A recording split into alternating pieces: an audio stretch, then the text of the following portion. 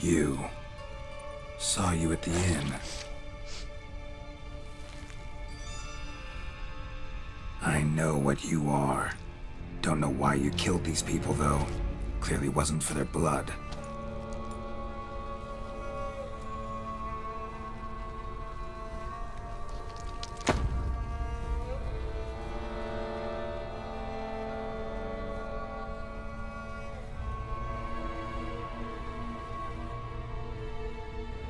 We don't have to fight.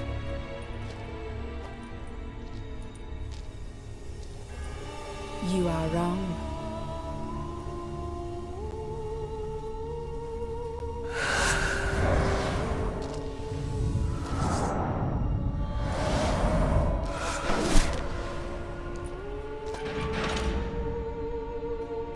I cannot let you leave.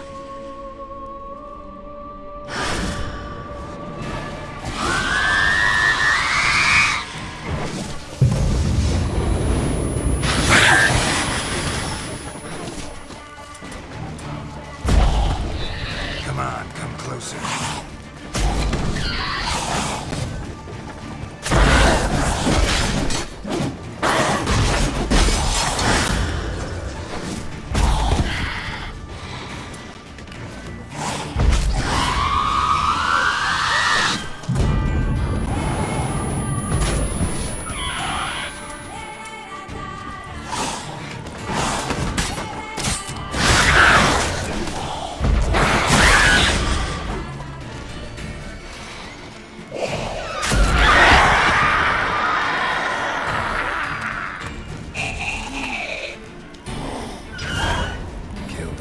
Men to get to the body. What's she doing at the table, though?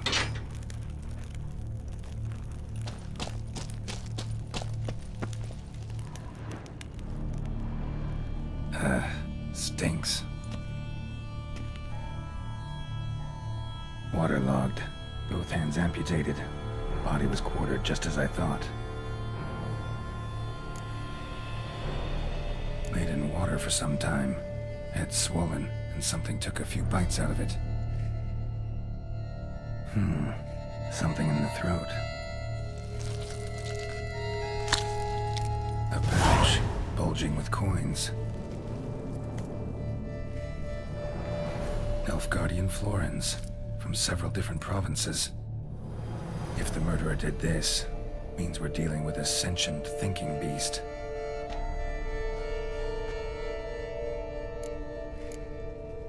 Body was chopped up after death. Blows struck with great force, but bones sliced through, not crushed. Creature that killed him had long claws, sharp as a witcher's blade. First sank its claws into the victim's heart. No Bruxa did this. Third hand. A spare? Except it's clearly not the victim's. Guardsmen must have not noticed it as they picked everything up. How's this possible? Still warm. Blood still flowing? Several monster species can regenerate. Never heard of that happening to their severed limbs, though. Or of their limbs seeming completely alive after so much time. Examine the tissue more closely later. Might learn something. So, murderer was clearly a monster, but not a Bruxa. But then why'd the Bruxa come here for the severed hand? And who does the hand belong to? Why the hell's it still warm? Now, pouch shoved down the victim's throat. What's the significance? And why was he chopped up into pieces? Lots of questions, no answers so far. Need to know about the other victims. I'll ask Palmerin to get me in to see the Duchess.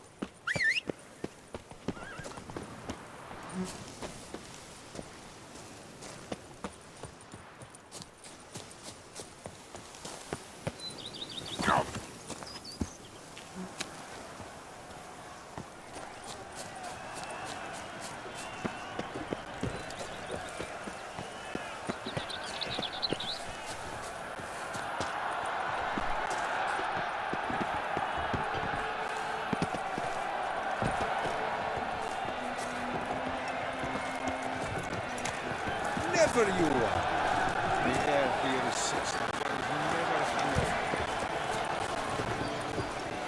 The giant belched forth the roar so horrid. Need to speak to the Duchess, urgently. All right, you scamps. Story's done.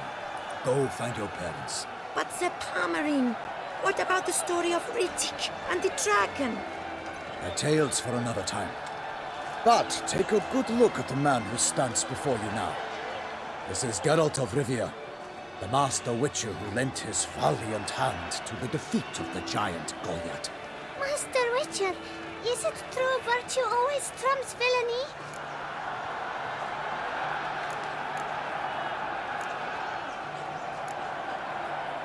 Not always. Could go either way. Sometimes virtue wins, sometimes villainy gets the upper hand. Still worth being good. But why? If it doesn't mean you'll win. Palmerin's story. Think back. A decent man attracts other good folk, makes friends he can count on. A rogue? Well, he can only count on other rogues. And who would you rather have for a friend? A man of virtue? I must agree. Now, that will do for questions. Go find your parents. Her Enlightened Highness has doubtless arrived at the tourney grounds to watch the battle in the arena. If we hurry, we'll be in time to speak with her before the spectacle begins. Lead the way.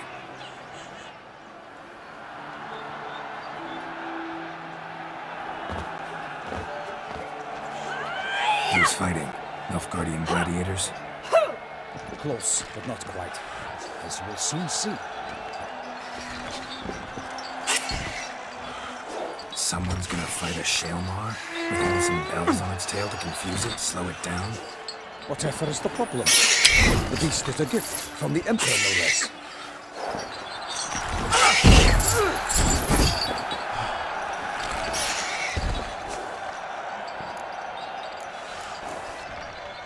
This is dangerous. Bells on its tail aren't enough. I saw a spectacle of the sort at the arena in Nuremberg. There, a knight defeated a Shaelmar with bells on its tail. Might have gotten lucky. Shaelmar might have been lame. Who knows? Only a Witcher has a real chance against a healthy Shaelmar. And that's not even every Witcher.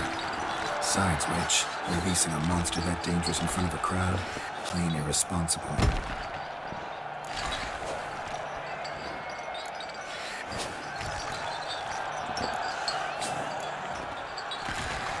Let's go.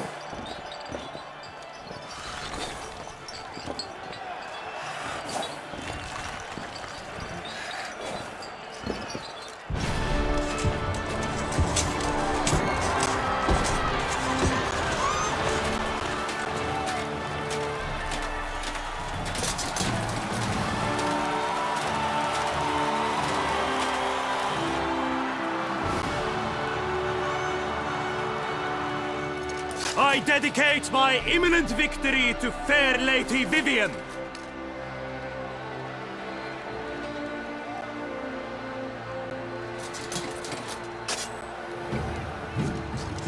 It's begun. The fight shall have to end first. We must wait.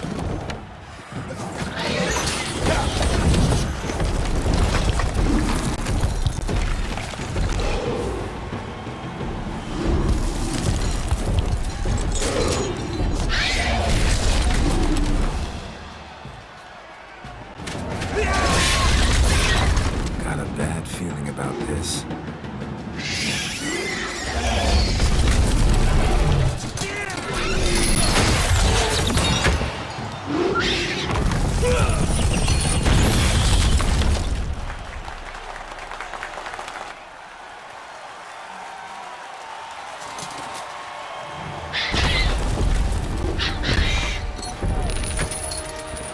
Damn it.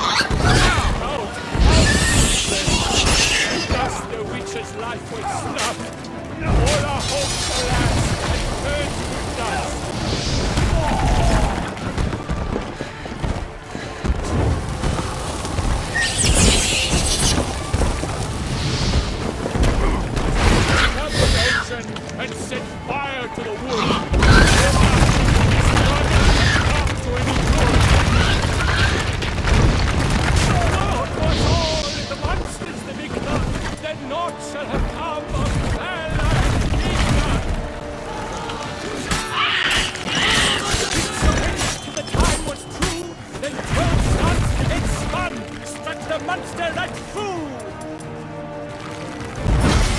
The bold beasts of the monster's birth, so that the Shelmar and its foul heart burn! God's life being racer strikes fairly, Shelmar's eyes wrinkle out, blood transforms into jelly!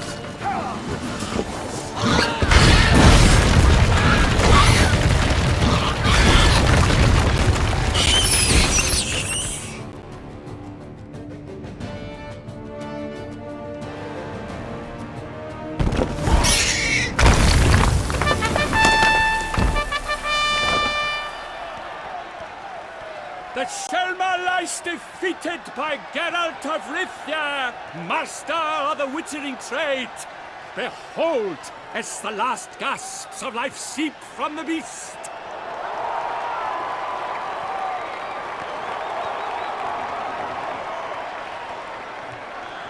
Master Geralt, do what you must.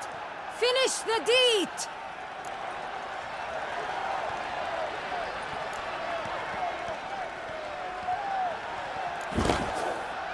Monster's no threat. No need to kill it. A victor may always show mercy. It is his right.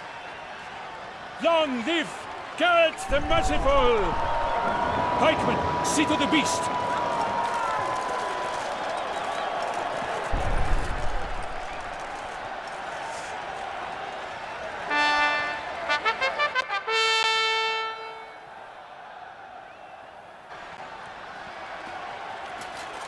Guillaume. The lad came damned close to dying. I'm fine. Not hurt at all. Vivian? Smile as befits a hero and keep silent. Speech clearly pains you. She approaches.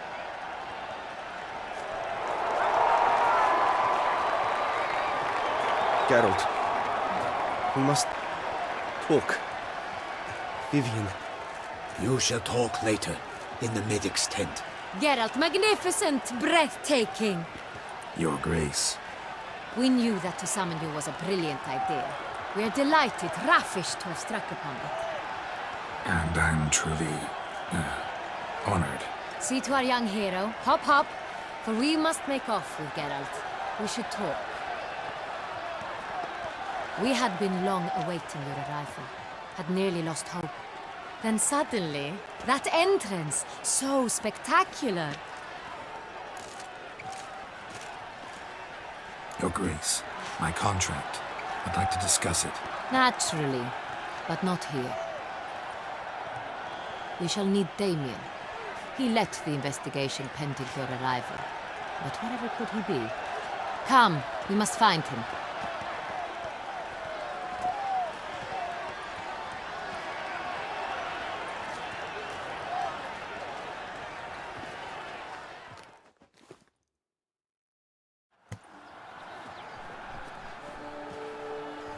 Tell us, have you come alone?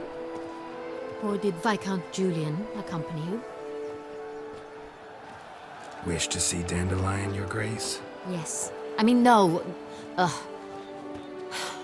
Yes. But solely to tell him we regret. Yes, deeply regret rescinding the death sentence we so justly handed down upon him. If we could turn back time, we would make certain he sat in a tower till he rotted. No, we would ensure he was broken on the wheel, then drawn, hanged, and quartered.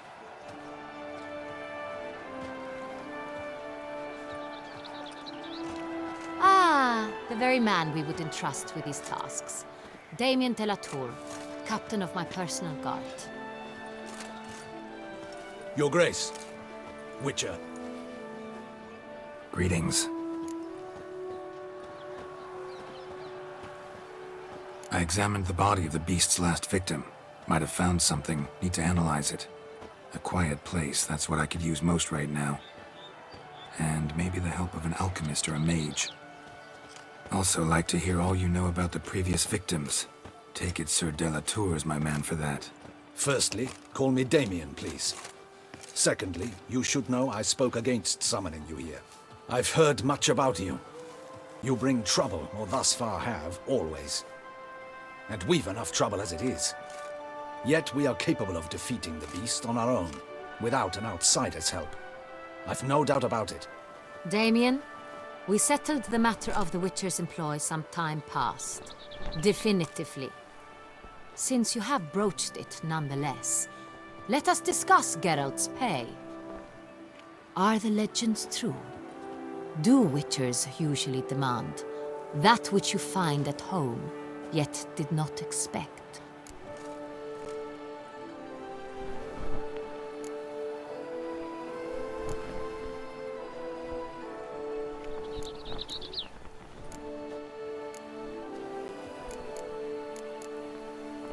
Not quite, Your Grace. Law of surprise, it's something we invoke at times, but rarely. Usually we just take gold. Disappointing. This law sounds rather romantic. On the other hand, on returning to the palace, we would likely find impatient petitioners or a set of sample fabrics for a new dress.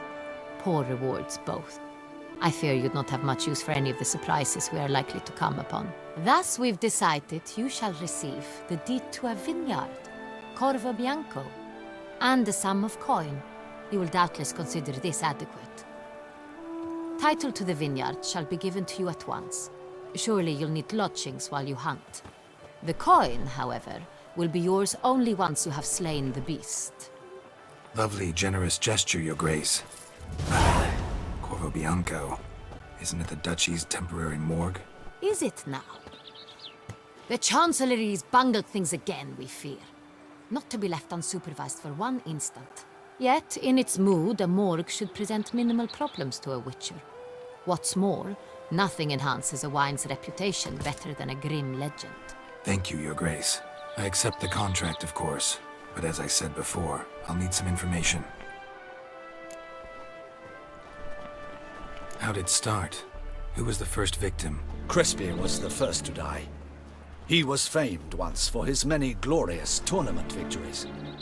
Then he grew old, hung up his sword, and took to winemaking. Crespi was not loved by the wine merchants.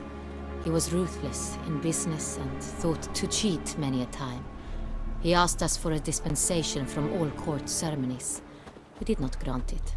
We could not. Once you've taken the oath of a knight, you remain a knight till death. How'd he die? Where'd they find the body? Quite unusual, the circumstance. He was at a feast when suddenly one of his fellow feastgoers noticed he was missing. The town watch found him an hour later. On his hands and knees, propped against the town pillory, his sword hanging from his neck. He had died of wounds inflicted with claws, not a weapon. Blows of great force. So he died suddenly, but the body was on its knees, meaning someone posed it. So it seems. Second murder. Tell me what you know. In the city there are certain nooks. No one reasonable ventures there after dark.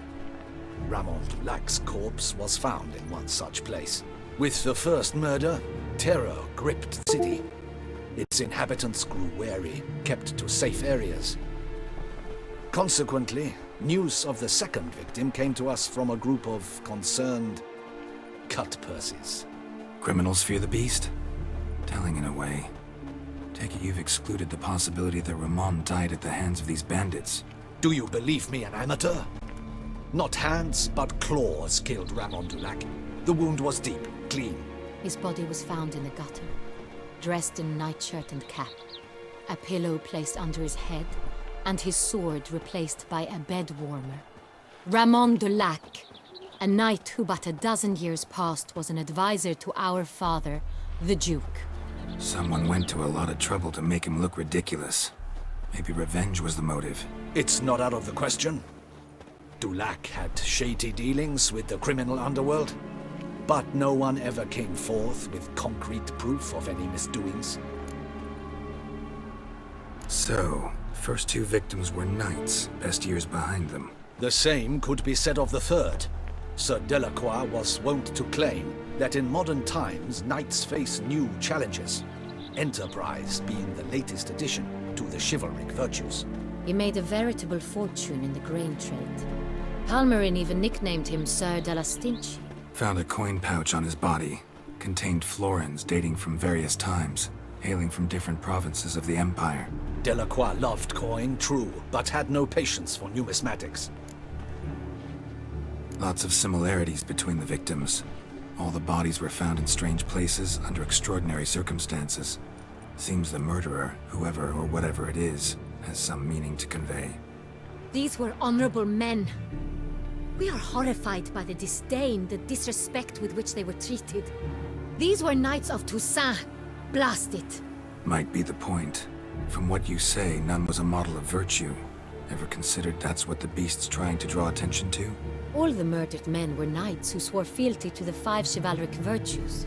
And even if the Knights of Toussaint swear fealty to what virtues exactly? honor, wisdom, generosity, valor, and compassion. Beast seems to be pointing up moral decay, denouncing it. Victims were all humiliated. Might have been murdered to emphasize their lack of specific chivalric virtues.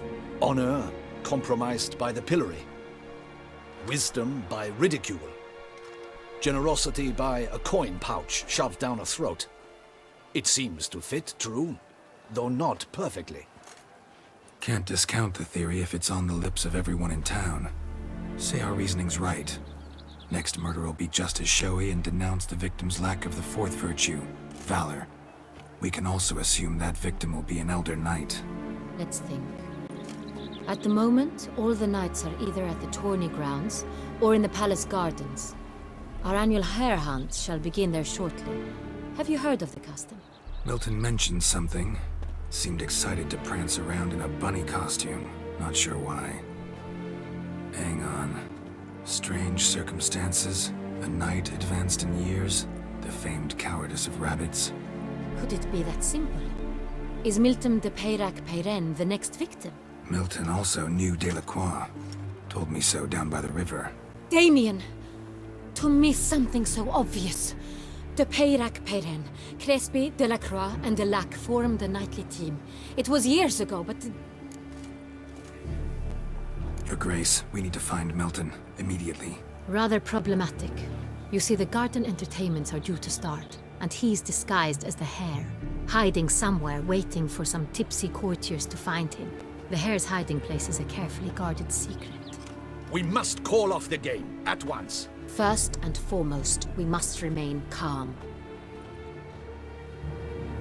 Damien, order the garden searched immediately, but discreetly. By no means can we disrupt the festivities. Panic will only incite the beast to strike sooner. And you, Witcher, follow me. My gardens, my night, I shall take the fall.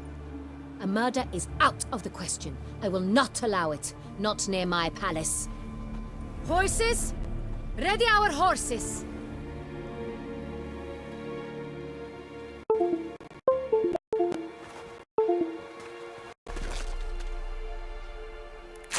Your Grace!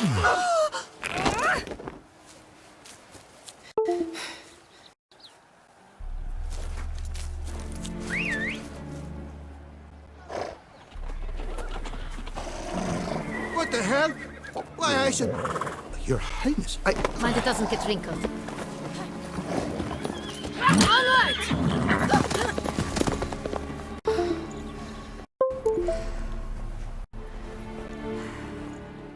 Hey!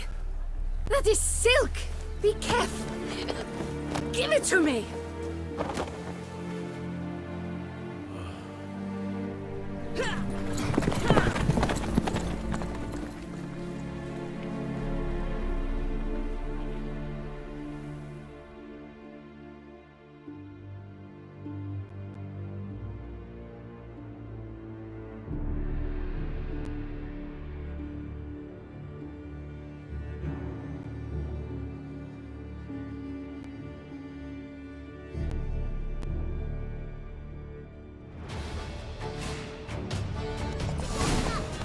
Grace seems right at home in the saddle. The wind!